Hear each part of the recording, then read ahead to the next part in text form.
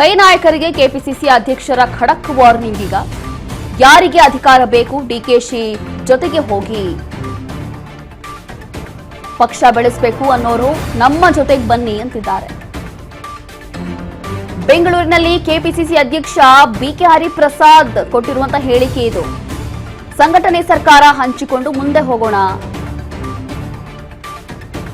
ಕಾರ್ಯಕರ್ತರಿಗೆ ಏನೇ ಆದ್ರೂ ಕೂಡ ನಾನು ಜೊತೆ ಇರ್ತೀನಿ ಅಂತ ಹೇಳಿ ಈಗ ನೂತನವಾಗಿ ಕೆಪಿಸಿಸಿ ಅಧ್ಯಕ್ಷ ಹೇಳಿದ್ದಾರೆ.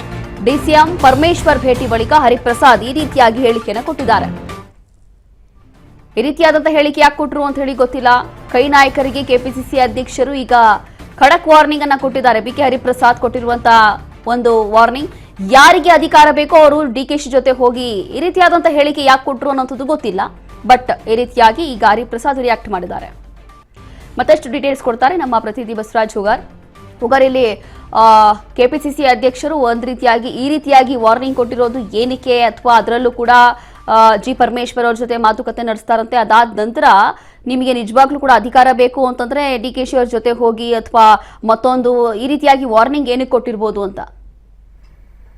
ರೋಶಿನಿ, ನೂತನವಾಗಿ ಆಯ್ಕೆಯಾಗಿರ್ತಕ್ಕಂತಹ ಬಿಕೆ ಹರಿಪ್ರಸಾದ್ ಅವರು ರಾಜ್ಯ ಕಾಂಗ್ರೆಸ್ ಪಕ್ಷದ ಉಸ್ತುವಾರಿ ತೆಗೆದುಕೊಂಡಿದ್ದಾರೆ. ಈಗ ಕೆಪಿಸಿಸಿ ಅಧ್ಯಕ್ಷರಾಗಿ ನಿನ್ನೆ ಕೂಡ ಹೈಕಮಾಂಡ್ ನಾಯಕರು ಕೂಡ ಅಧಿಕೃತವಾಗಿ ಕೂಡ ಘೋಷಣೆ ಕೂಡ ಮಾಡಿರ್ತಕ್ಕಂಥದ್ದು.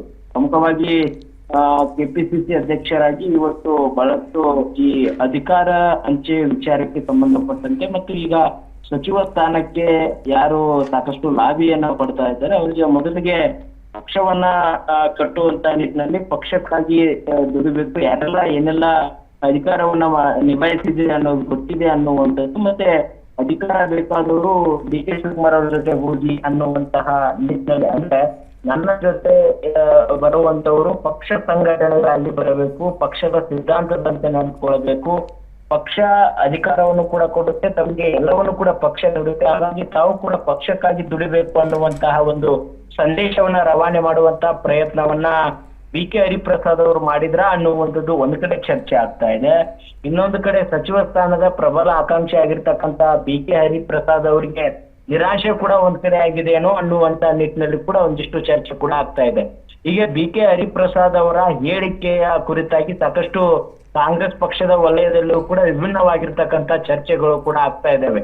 ಬಿಕೆ ಹರಿಪ್ರಸಾದ್ ಅವರು ಸಚಿವ ಸ್ಥಾನಕ್ಕಾಗಿ ಸಿದ್ದರಾಮಯ್ಯ ಅವ್ರ ಜೊತೆ ಕೂಡ ಬಹಳಷ್ಟು ಒಡನಾಟ ಕೂಡ ಹೊಂದ್ತಾ ಇದ್ರು. ಅದರ ಜೊತೆಗೆ ಡಿ ಕೆ ಶಿವಕುಮಾರ್ ಅವ್ರ ಜೊತೆ ಕೂಡ ಇತ್ತು, ಮತ್ತೆ ಹೈಕಮಾಂಡ್ ನಾಯಕರ ಮುಖಾಂತರ ಕೂಡ ಅವರು ಲಾಬಿ ಕೂಡ ನಡೆಸ್ತಾ ಇದ್ರು. ಆದ್ರೆ ಕಾಂಗ್ರೆಸ್ ಪಕ್ಷದ ಹೈಕಮಾಂಡ್ ನಾಯಕರಿಗೆ ಅವರಿಗೆ ಅಂತಿಮವಾಗಿರ್ತಕ್ಕಂಥದ್ದು ಕೆಪಿಸಿಸಿ ಅಧ್ಯಕ್ಷ ಸ್ಥಾನವನ್ನು ಕೂಡ ಕೊಟ್ಟಿರ್ತಕ್ಕಂಥದ್ದು. ಹಾಗಾಗಿ ಇದನ್ನ ತೆಗೆದುಕೊಂಡಂತ ಬಿಕೆ ಹರಿಪ್ರಸಾದ್ ಅವರು ಈಗ ಅಧಿಕಾರಕ್ಕಾಗಿ ಏನು ಸಚಿವರು ಈಗ ಖಾತೆ ನಮ್ಗೆ ಸಚಿವ ಸ್ಥಾನ ಬೇಕು ಅನ್ನುವಂತ ನಿಟ್ಟಿನಲ್ಲಿ ಏನು ಬಹಳ ಪೈಪೋಟಿ ನಡೆಸ್ತಾ ಇದ್ದಾರೆ. ಸೊ ಅವ್ರಿಗೆ ಕೆಲವೊಂದಿಷ್ಟು ಸಂದೇಶವನ್ನ ರವಾನೆ ಮಾಡುವಂತಹ ಪ್ರಯತ್ನವನ್ನ ಬಿಕೆ ಹರಿಪ್ರಸಾದ್ ಅವರು ಮಾಡಿದ್ರೆ ಅನ್ನುವಂಥದ್ದು ಕೂಡ ಇದೀಗ ಬಹಳಷ್ಟು ಚರ್ಚೆ ಆಗ್ತಾ ಇದೆ. ಯಾಕಂದ್ರೆ ಸೋನಿಯಾ ಗಾಂಧಿ ಅವರ ಆಶೀರ್ವಾದ ಮತ್ತೆ ರಾಹುಲ್ ಗಾಂಧಿ ಅವರು ಮತ್ತೆ ಖರ್ಗೆ ಅವರ ಒಂದು ಆಶೀರ್ವಾದ ನನ್ನ ಆಯ್ಕೆ ಮಾಡಿರ್ತಕ್ಕಂಥದ್ದು. ಹಾಗಾಗಿ ನಾನು ಅಧಿಕಾರವನ್ನ ಯಾವತ್ತೂ ಕೂಡ ಬಯಸೋದಿಲ್ಲ, ಆದ್ರೆ ಪಕ್ಷ ಕೊಟ್ಟಂತ ಜೊತೆಗೆ ನಾನು ಅದನ್ನ ನಿಭಾಯಿಸ್ಕೊಂಡು ಹೋಗ್ಬೇಕು ಅನ್ನುವಂಥದ್ದು ಪಕ್ಷ ಹೋರಾಟ. ಸೋನಿಯಾ ಖರ್ಗೆ ಕೈ ಬಲಪಡಿಸೋರು ನನ್ ಜೊತೆ ಬನ್ನಿ ಅನ್ನುವಂಥದ್ದು, ಅಂದ್ರೆ